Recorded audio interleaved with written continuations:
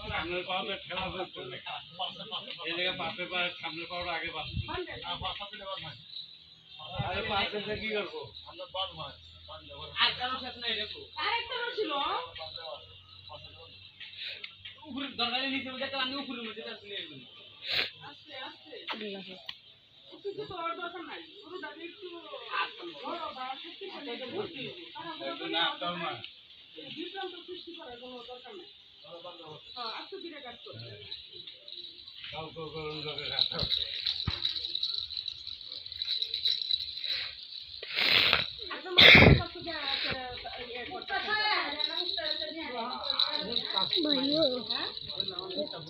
भैया नमस्ते।